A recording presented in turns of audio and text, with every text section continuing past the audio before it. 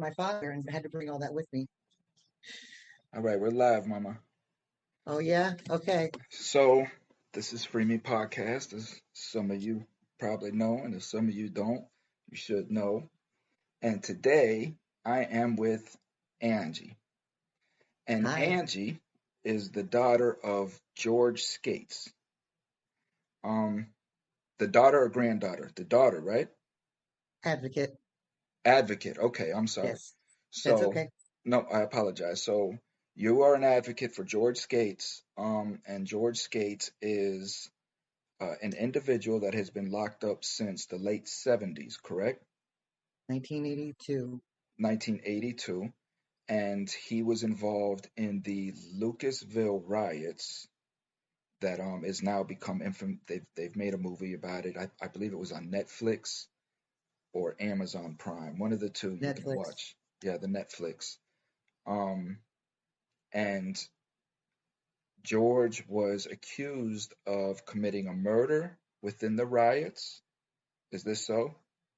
He was accused and convicted of 3 kidnappings and 3 murders, or having a part of it. But Okay.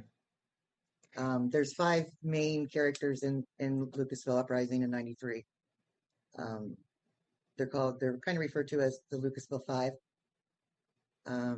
But they all are, of course, fighting for themselves, fighting for their lives right now because they're on death row. George should have never even been in Lucasville because of the wrongful conviction of the original crime was the murder of Arthur Smith that he didn't do. There's no evidence. There's no witnesses. There's nothing. He had served 1 year in prison prior to this for forgery. No violent crimes. He just got he was selling some marijuana. And back in the 70s and 80s, what he had was quite a bit. And it was stepping on some toes in Logan County. And they didn't like it very much. And it's well known around the town. I'm not from that town, but whew. Now, you were telling me before we went live that um, Logan County was somebody made a reference that if you wanted to get away with murder, do it in Logan County, right? Yes, Paul Harvey. Uh-huh. Paul Okay. Harvey. He was an announcer or a broadcaster, Hmm. but he was well known. It has to do with the corruption. There's a book being written right now by Rob Sinclair. I don't know what the name of the book's going to be, and George should be in that also. But what it has to do with is um, the corruption and the cover-ups and the prostitution and the drugs and the stealing of the guns, the laundering of money that went on. It may not occur now, but from investigating this case, we've uncovered a lot. The reason why Mr. Smith was murdered was because he was the manager of Rinks in Bell Fountain, and he was put there. He was bound. He was gone for 9 days, murdered, shot 4 times, left in the field. Mm. For 3 years, they had no suspects, no one. They had a suspect, actually. There was a fingerprint in the car that was used. There shouldn't have been that fingerprint in there. And supposedly, the story that this jailhouse snitch has told is he and George together went to Rinks. They cased the place. They had scanners. They waited for Mr. Smith to leave. They knocked him over the head, put him in the car, and Jimmy drove. And George was passenger, holding the gun on Mr. Smith. And the snitch was having a hard time driving the vehicle because he said, because it was a Volkswagen, and most Volkswagens are clutch, but this was an auto shift. It had been modified. He didn't know that. He was fed information from the prosecutor, from the newspapers, and he was serving 37 to 137 years at that time for robbery, rape, shooting other people. There was another murder. He got there was at least 6 or 7 people in this case that got total full immunity. So this man, this was in 1982, 1983, was serving 37 to 137 years. In 2005, he was paroled. He's walking the streets here in Ohio now. And George is George, still on death row yes, but he ended up on death row because of Lucasville. of Lucasville, but he was in there in Lucasville because of this crime here for murder.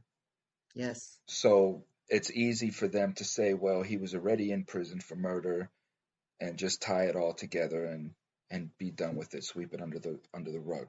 Okay, so I'm bringing you on today for what? Because it's 2:50, it's 3 o'clock now. So today's event is what? What are we doing?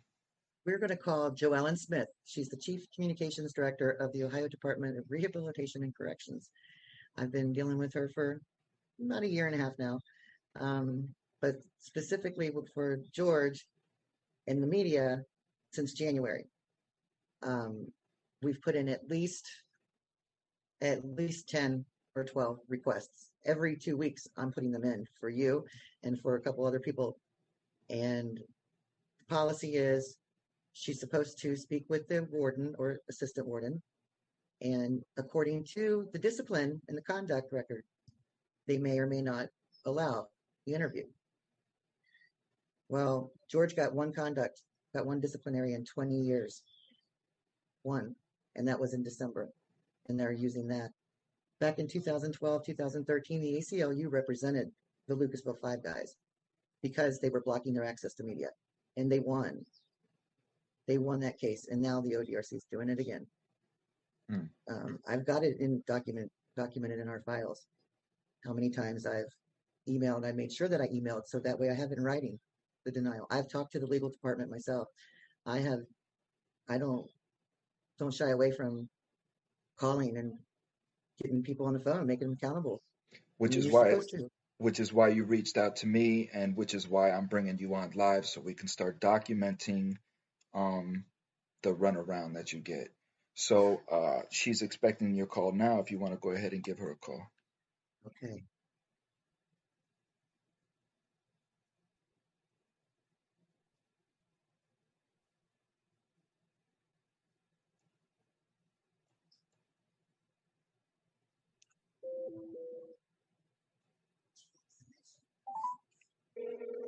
Can you hear it? Yes.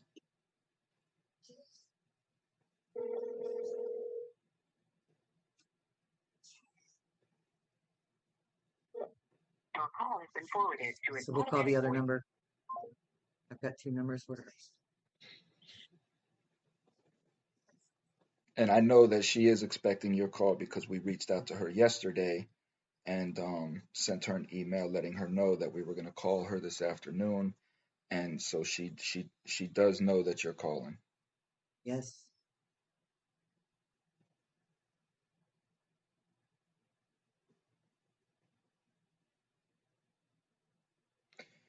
If nothing this time, just leave a message for her to call you back that you're waiting on her call, and then we'll give her like 10 minutes. Okay.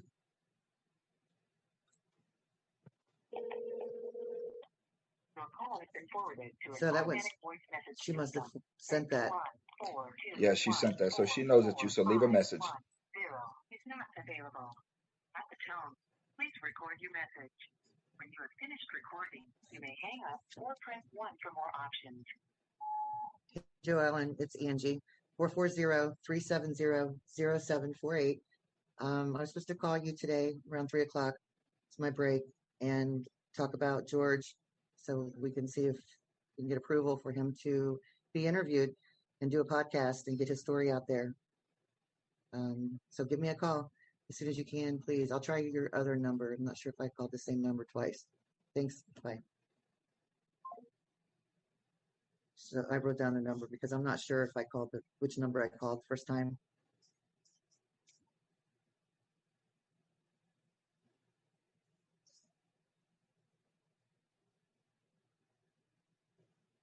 Okay.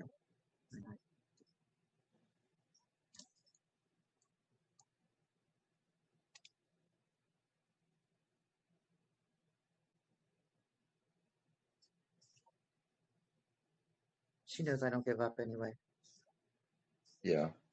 No, she definitely sent you through, but I mean, she's a busy person, I'm sure, and who knows what Hmm. she's got going on. She may be in the meeting that she was talking about. So, Hi, Joellen. It's Angie. Hi. How are you?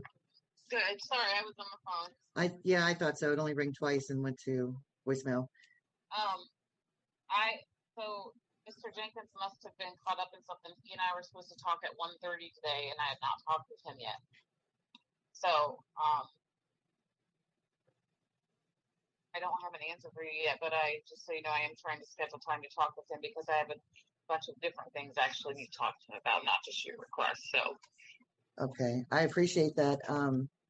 What do you think the chances are? I mean, because he's had no more disciplines, no conducts. He's had just the one back in December. But I was looking at the policies, and I didn't see a policy that has to do with, say, for example, if I recorded a call with him and I wanted to put it on my Facebook page or YouTube. I did not find a policy according to that says that I cannot do that. It's not that it's an interview because it's just me. I'm not a journalist or anything like that. So I believe there's some language in the JPEG policy that has to do with recording visits, but I don't have that policy right in front of me. My policy only addresses media interviews. okay, so would that be podcasts and YouTube? Because that's not in person and it's not live. Because that was one of your concerns was if it was live. Right, the media policy prohibits live recordings of interviews. You're correct. Yeah. So, what do you think the chances are since he hasn't been in trouble? It's been 6 months. I don't know. I really need to talk to the prison. I don't want to guess. Right. I have to have them weigh in on these things. So, but I am trying to talk with him. Can you tell me what the determining factor could be? What it's going to be based off of? I mean, I am trying to be pushy, I guess, because it's been a long time and it's really a violation of his rights, Joellen. I mean, it is. I remember ACLU and these guys went to court already against ODRC for this and won. And he just wants to get a story out there about Arthur Smith. Well, again, I don't want to say, the chances are X% or whatever. I just need to talk to the prison about it. Okay. Well, I appreciate it. You think, what is today, Tuesday? You think you'll know something by Thursday? Yeah. Yes. Okay. I appreciate that. Okay. Yeah. Thank you. As soon as I talk to them, I'll be in touch with you. All right. Bye. Okay. Bye. We can call the prison if you want. Mr. Jenkins will get on the phone. That's who she's going to talk with. I don't mind. He knows me by name, by first name. well, I think I would like to let Mr. Jenkins know that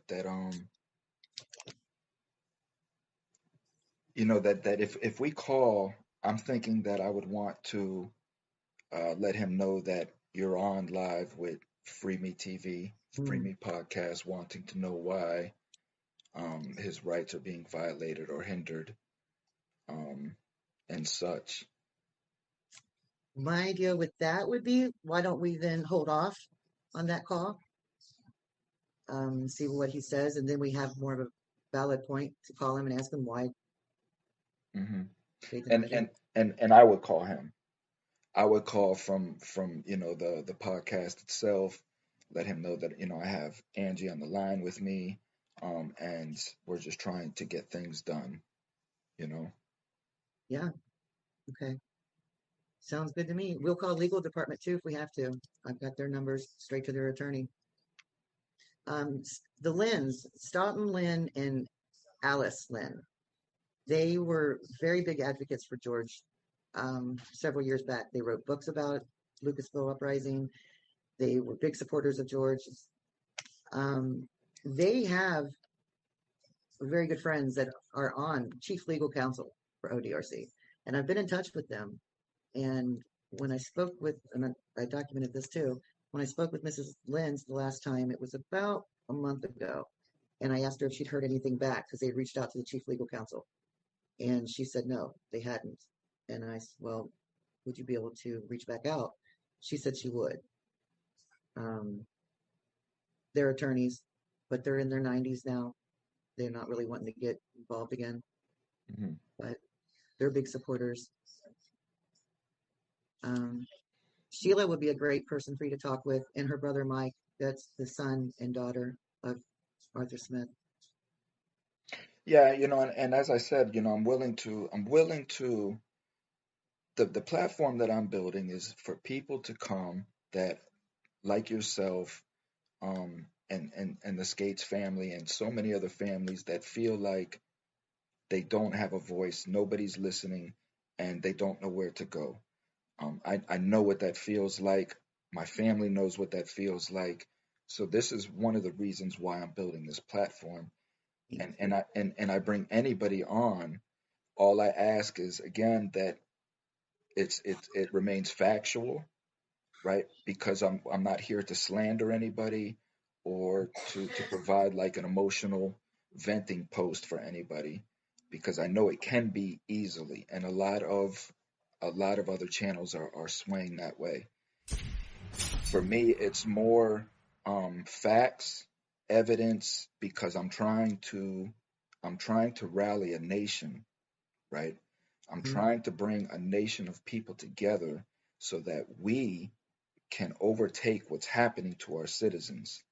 And the only way that can be done is with facts and truth that people can see and they can stand behind 100%. So that's all I ask. Absolutely. And that's all you'll get is facts. I can't give you evidence because there is no evidence Right. for more than one reason. One, because he's innocent. The other reason is even the little bit of evidence they did have that was came from the victim's body, it's all missing. In November of 1990, Doug McElvery was the prosecutor, the original prosecutor also of Logan County. He was a good old boy, Mhm. and he ordered all the evidence and exhibits to be returned back to the Logan County Prosecutor's Office. The very next day, Michael Brady, who is now a judge here in Ohio, I think it's Franklin County, he went and picked up the stuff. And this is all documented in the records. He went to the courthouse, picked up all the evidence, and no one knows where it is now. There were cigarette butts that could be tested for DNA now, two different brands. George never smoked, but the two people that we think are responsible smoked, and they smoked two different cigarettes. I mean, it's Yeah. Well, it's the same. It's the same with Temujin. It's the same issue with Temujin Kinsu. Yes, there's no smoking gun, and that's what they're holding their hand up, hanging their hat on, is, well, you have no smoking gun, because there is no smoking gun. But everything shows that the man is innocent. You know what I mean? how does So that it's, happen? well, because as you see, Angie, we're in a time where people just deny truth, they deny facts, they want to just label things as they are for their own personal agenda. Um, and the 70s and 80s and the 90s was a very, very corrupt time. We think we're in a corrupt time now, Yeah, but it was nowhere near as corrupt as it was back then, because now we have cameras. Everybody's a walking camera anymore, right? A walking recorder. They can't do the things that they were doing back then. But it's right. it's it's all going to come undone. If you believe in truth, if you believe in goodness, you know, it'll work itself out in the way that it does. We may not be happy with the way that it works out. We may not even see it in our lifetime, but we just have to know that good is always going to prevail one way or another, you know? You know, I do believe that, and I was told actually by this jailhouse snitch, his attorney, J.C. Ratliff, who's in Columbus. Lady, you're looking at life through rose-colored glasses. Those were his exact words to me, because I said to him, as I said to a retired Logan County sheriff, which I'll share his name sometime, and Bell Fountain Police chief. Not now, was. Um, I spoke to all three of them, and my words to them were, you know, George Skates did not commit this crime. He did not murder Arthur Smith. The sheriff, ex sheriff says, he was a scary man. I said, wait, what do you mean scary? But he didn't murder Arthur Smith. That's what he's in there for. He's not in prison for being Being scary. scary, right? Right. And he said it three times. I repeated that question three times. The cop from Bell Fountain, his answer, and I've got this all on recording. His answer is he may not have done that, but he's done other things to get himself in prison. Really? And I said to J.C. Ratliff and the other two, if this is the criminal justice system, then it's not working. This is not the way it's supposed to be. Well, And the more that's you how dig, it is, though. And again, this is why I try to bring enlightenment to it, because this is what goes on. It goes on in every city, every neighborhood, every precinct, every prosecutor's office, every courthouse. It goes on everywhere, right? Is the fact that we don't have enough evidence on this guy, but we know he's doing something, right? right. So let's just get him off the streets and be done with him, you know. And Yes. that is the attitude that they have and all the areas that I just described. So and it's not going to stop. It's not going to stop anytime soon. The only way it's going to stop is we raise our children to think differently, right? Speak up. You have to wash that out. It's already here, it's implemented, and it's not going anywhere for several generations. We have to train our children not to think that way. We have to teach our children better. That's the only way that this is going to stop. But It these, goes back to voting, I think. well, it goes. Knowing who you're voting, who you're putting into office. It's not exactly the answer, but it's part of. And also, I think there needs to be integrity units of common people, at least two offenders or ex-offenders. It's hard to say. I mean, you know, I'm a big subscriber on the fact that these convicts that are coming out now that have served 20, 30 years, you know, we just look at, we know what the truth is. And we've been in a time capsule, you know, and we've watched life evolve the way that its ugly self has through a window, right? We haven't really been part of it because we've just been set to the side. You know, I've described this in a couple other episodes where, you know, like with social media. When I was out there was no social media. I come out, social media is a fabric of life, you know. So it's I compare it to kind of like the frog in the boiling water, you know. Society itself has slowly been boiling to death where I come out and I'm seeing like this water is fucking hot, you know. Yeah. And Yeah. it's and you're right. I think that a lot of us that have that unique uh skill maybe you know sight for how it is now, we do need to be in positions where we can kind of be beacons for people or help people understand like what's going on in your lives that's bringing this atrocity to you, because at the end of the day it's all on us. It's all on us as an individual. It's on the prosecutor that's on their way to work and they have a quota that they have to fill. You know, they have an agenda that they have to fill for their careers. The pressure's on them. If they don't get this case, they're not going to get their promotion. You know, so it's all the pressures on the individuals themselves. And for that individual to step up and say, you know what, what's right is right, what's Right. wrong is wrong, you know, And don't be afraid. and don't be afraid. But see, again, this is why I say there are no good cops, right? Because it's not that the man that's putting on the uniform is not a good man. He may be a very good man. He may be a good husband, a good father. He may do all the things that attribute to him as a good man. But when he puts that uniform on, he becomes a different person, right? He's not that good man anymore. because now when he sees a crime being committed that he would lock me up for, he's not doing the same for that cop, that dirty cop that he knows. There's not a cop that can tell me that he's not aware of wrong that's happening that he's letting go by because he's scared of his career. He's scared of his life.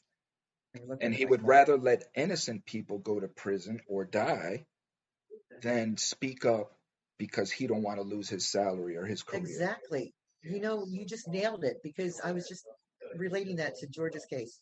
And there was a very high ranking officer in Bell Fountain talking on in Bell Fountain. And he told the son of Arthur Smith, which is Michael, I know what happened. I've got news for you. I've got the story for you, but I can't tell you now. I can't tell. And he was a good man. He's since passed away. He was a good man. He was a good father. He was very well liked around town. But because of the investment that he's already invested many years into this, and this is his hometown, he he wouldn't tell on his fellow cops because honestly, it's said that one of the Bell Fountain police officers, I won't share his name yet, um, was possibly involved. So it gets a little juicy. And see again, that's the thing, right, Angie, is we say things because we mean them, but I don't know. It just to me that's not a good man. I'm not a good man. People say I'm a good man. I'm not a good man. You know, I want to be. I strive to be, but I still do things that isn't honorable, isn't, respectable, things of that nature because I'm still a human being and I have faults. But at the end of the day, a good man, a good human being has control of those faults and doesn't let those faults hurt other people, you Can't know. be perfect. Well, you can't be perfect, right? You can make mistakes, of course. We all Mhm. make mistakes.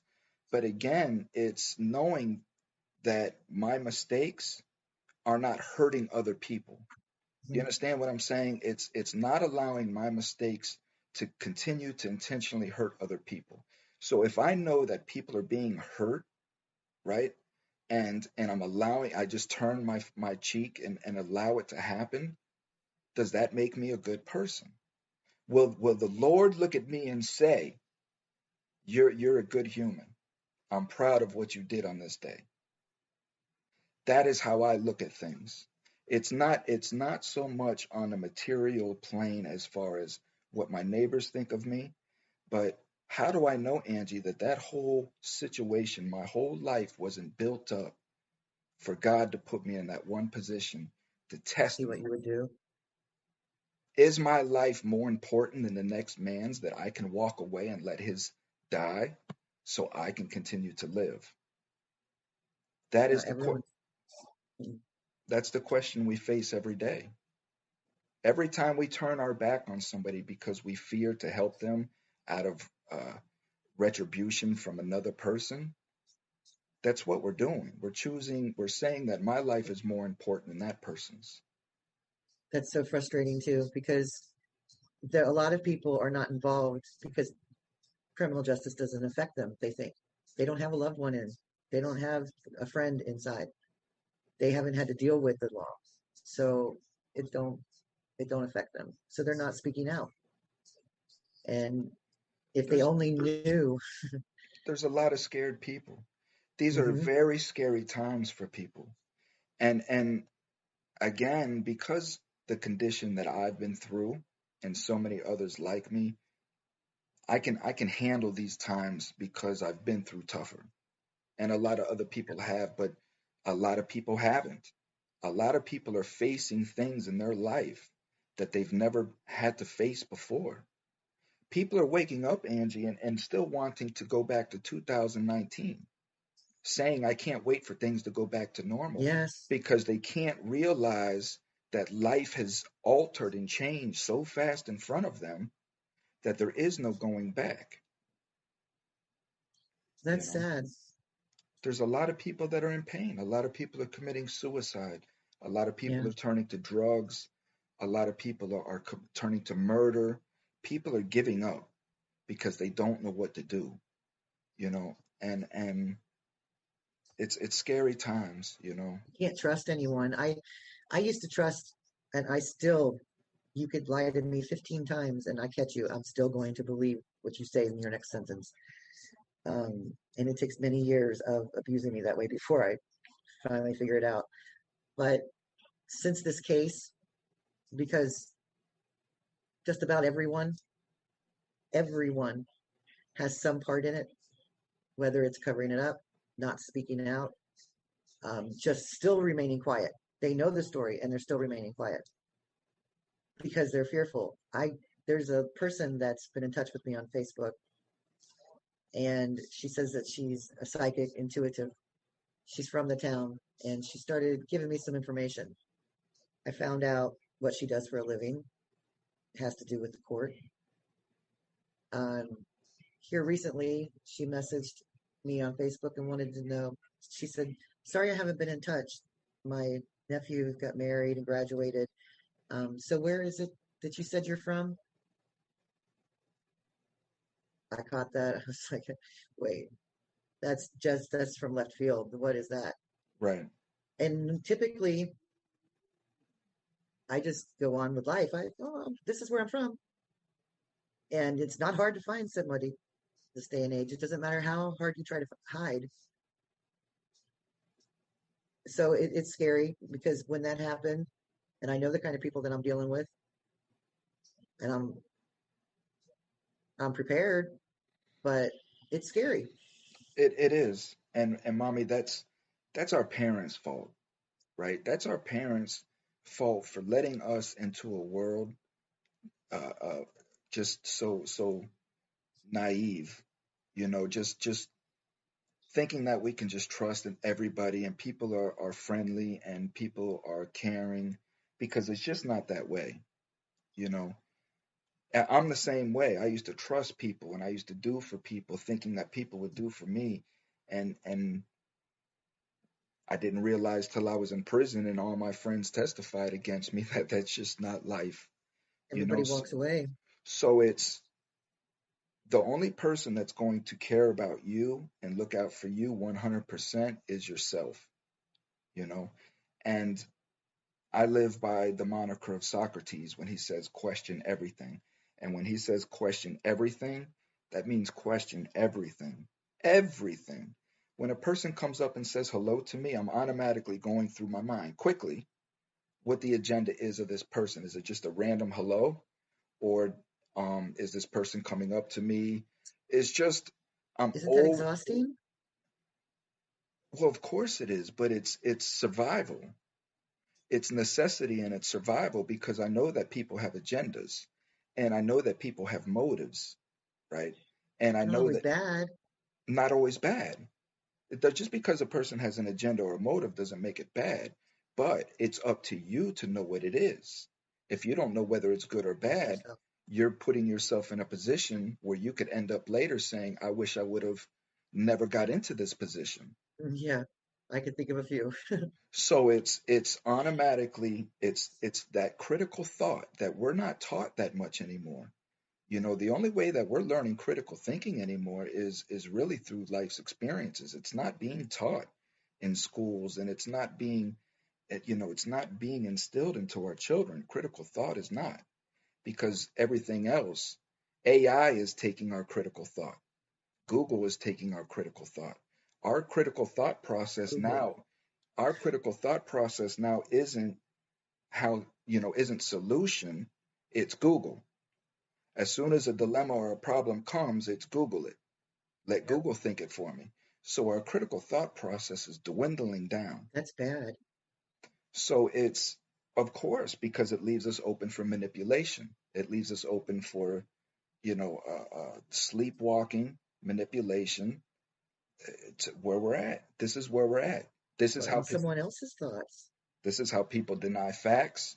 This is how you have a bunch of people running around parroting other people because their knowledge is only skin deep.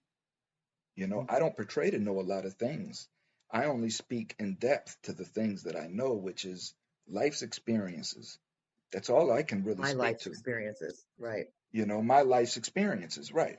And that's what I say is my knowledge is my experience. That's all I know, you know, Mhm. because everything else is just a matter of somebody's opinion. That's how I look at it. I think I've been lucky in life. I've been real lucky, but grace of God. Um, I've had an angel on my shoulder, found myself in a lot of positions. I haven't been in prison, but I've been arrested. I've been in jail one night, 3 different times, stupid reasons, but it was enough to scare the hell out of me. You know, I still did stupid things. I've just been very, very lucky. And now I'm a grandma. I'm called No No. Now I'm 52. So kind of settled down a little bit. Don't want to don't want to end up in prison now, but I want to make things right. I want to make it better. I used to deal with all 28 prisons in Ohio. I'd call every one of them and ask them, or has your program started back up? What programs are you offering? What level of security do they have to be at to take this program? And make them accountable. And they hated it. The wardens hated it when we called, or the public information officer. I think what's important for people to know is public information. You have a right. I called I called the mayor of Bell Fountain yesterday. I was feeling frisky. So, and Ohio's got a Senate bill, or the Senate's got a bill 103 about the death penalty, getting rid of it. Ohio's really been fighting to get rid of it hard. So I thought, wonder what Bell Fountain mayor's thought is on the death penalty. And so George is on the death row. So I called, and Ben Stoller was his name. He got on the phone. He said, "This is the mayor." I said, "Mayor Stoller, this is Angie with the Blaze Reform and Reentry. We're calling all the mayors, which we are. We're calling all the mayors just to get their stance on what their opinion is and how they feel about the death penalty. How do you feel about it?" He said, "I don't make that decision. I don't have an opinion." I said, "Oh, sir, you're absolutely mistaken. You are a taxpayer. You are a citizen. You have just as much right as anyone else. You have an opinion and you can make a change." He said, "We can debate this, but I have nothing else to say." And I said, "Okay, let me put it a different way, Mayor. If you were standing there and you were voting and you had to check mark, yes, I'm for it, or no, I'm not for the death penalty, which box would you check?" He said, "I'm ending this call right now." And he hung up. Yeah. Yeah, Really? because they don't like to be tied down. They don't like to give a definitive answer because they know it's going to come back to them. So, Hmm. I mean, I've been dealing with these people my whole life, unfortunately, and for me, people say that people are like, well, I went to jail one time and I learned and I changed. And and that is a lot of people's opinions and I didn't learn perspectives. and change. I just never got caught. No, I'm not Let's speaking make of, yeah, no, it. no, I'm not speaking of you, but I'm Okay. taking what you said and I'm using that generally because that is a very general thing that people say Yeah. across the board. Like we have to hear that a lot. People will say, well, I went to jail one time and I learned I Yeah. never went back. You went 3 times. It's a common thing for people to say that. And what I want people to understand is, I guess the reason why I never looked at jail or prison in that sense is because for whatever reason, that environment was giving me more structure, Hmm. right? It was giving me more structure and it was allowing me to be more of who I wanted to be Yeah. than anywhere in my life was. Because when Mm-hmm. I wasn't in jail, I felt that I was always under the pressure of living under somebody else's perception, trying to impress people, trying to gain people's respect, trying to be something that I wasn't. And I guess just as a kid, I was having a conflict of that because I'm still a kid and I still don't know who I am or where my life is going, and I'm impressionable by things that are going on around me.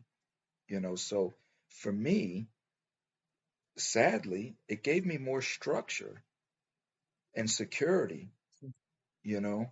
And it wasn't until they Yep. gave me, 15 years, was 17 and a half, that I dropped down to 13, till I realized, about halfway through that I'm like, it finally dawned on me that this isn't me, right? This isn't me. I'm looking around and I'm seeing that I can't even barely have hardly an educated conversation with anybody, you know.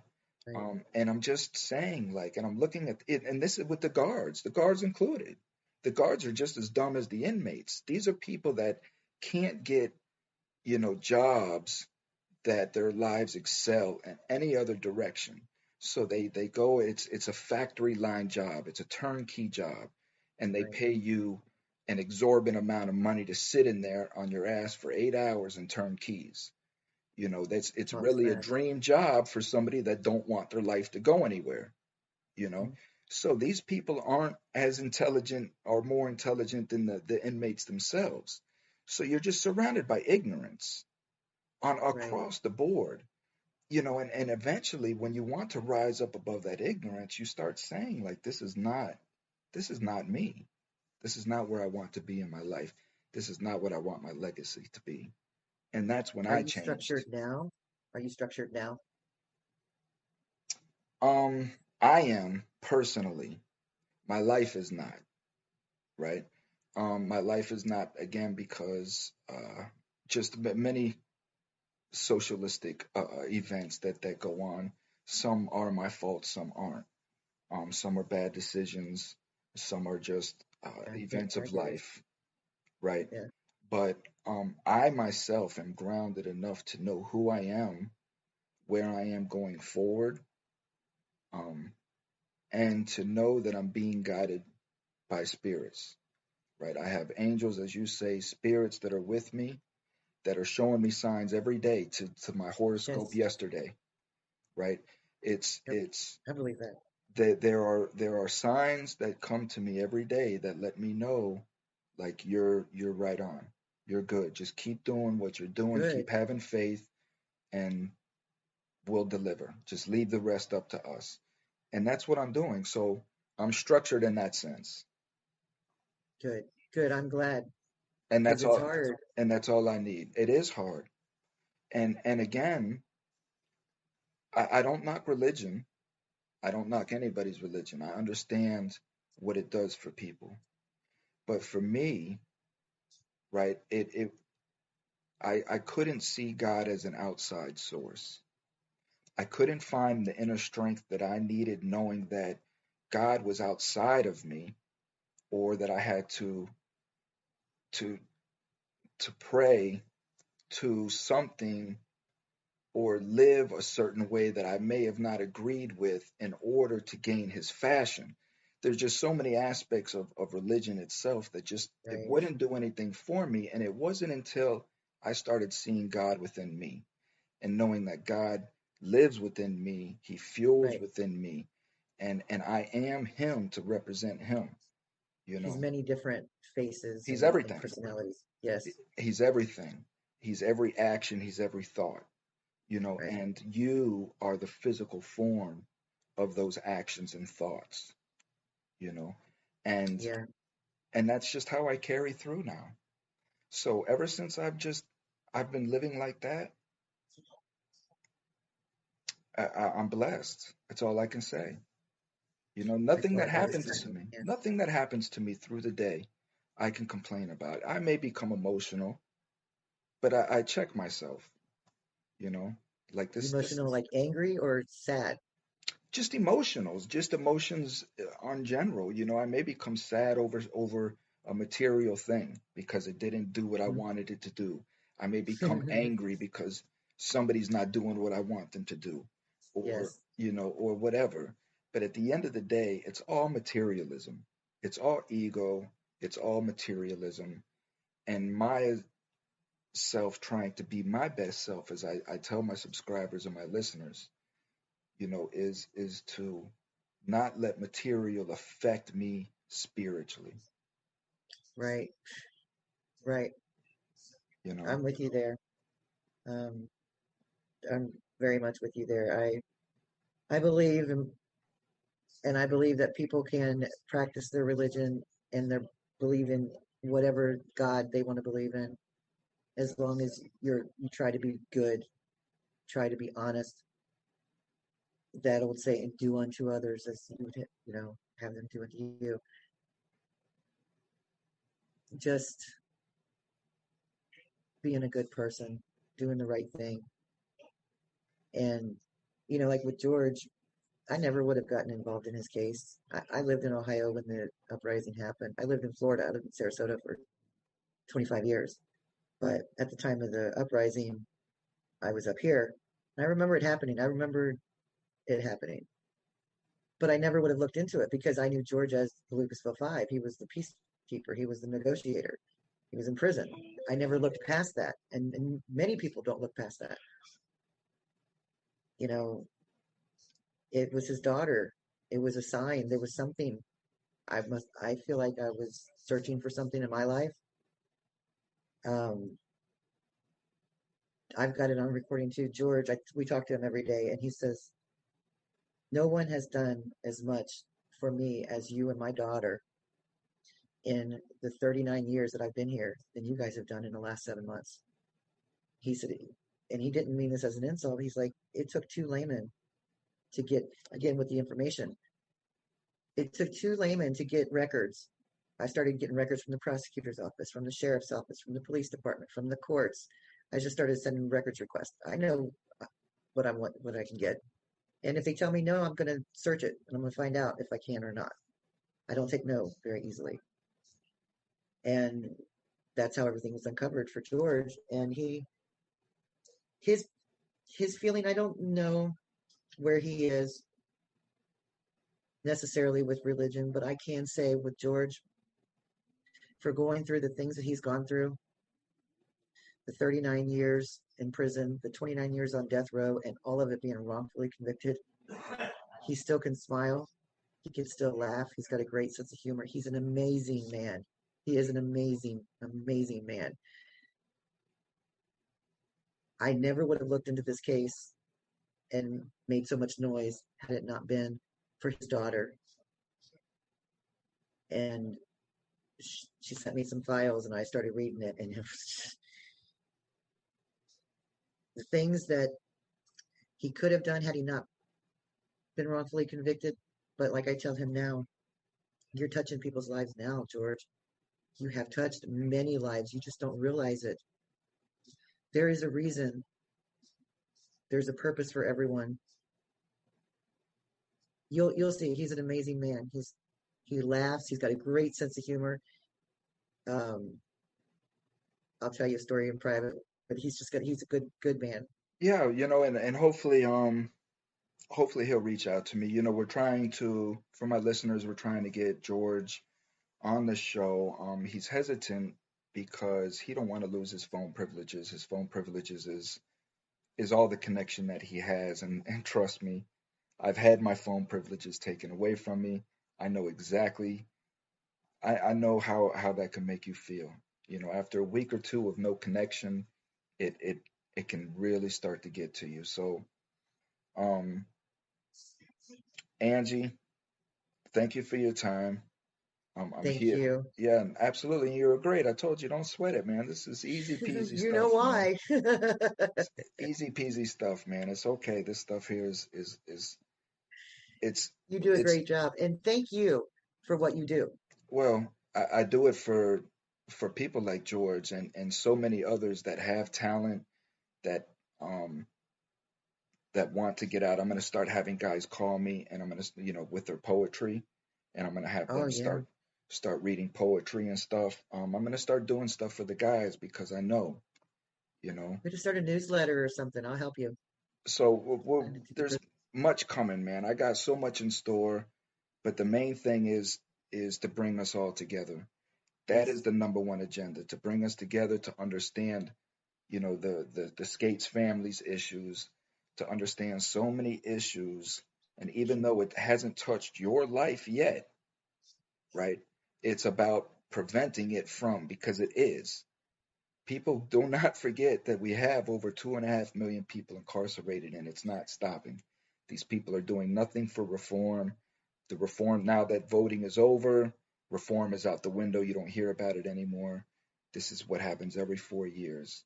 So we either have to come together and nobody vote at all. Anybody that has an incarcerated family member don't vote. We have to do something to get these people's attention that we mean business, you know, and it always comes as in a group. To share with you, when we had an issue, I've been through several riots, nothing like Lucasville. Those kind of riots are far, far and few between when they get that out of hand. And when they do get out of that out of hand, that lets you know that there was some serious corruption going on in that prison. You know, when inmates start bucking like that, I promise you, it's not because we're animals. It's because we're being treated like animals, and Yep. those are facts. And every man, every human being has their boiling point, their limits, and those limits are tested every day in prison. And a lot of us put those things to the side because at the end of the day, we know that we put ourselves there, right? So we can have our limits pushed, but there are still limits. We're still men, and it's just, yeah, I've said enough. Because of frustration for the wrongfully convicted too. It's one thing to be in there um, and know that okay, I messed up. I did a few things. Yeah, I gotta eat this. But then to be there and know you did not do it, and a lot of stuff George is just now finding out for the first time because he's just now getting information that he never saw before. Statements, affidavits from Lucasville, from many offenders, as what his real role was during Lucasville. It's an amazing story, starting with Arthur Smith. Yeah. Well, until the So next time, man, I'm here if you need me. Of course, you know how to get in contact with me. We've been so we'll communicating, call so Thursday. We're gonna call Joelle on Thursday. okay, we'll set that up. Okay, sounds And good. all Thank right, you. yep, Thank you. absolutely.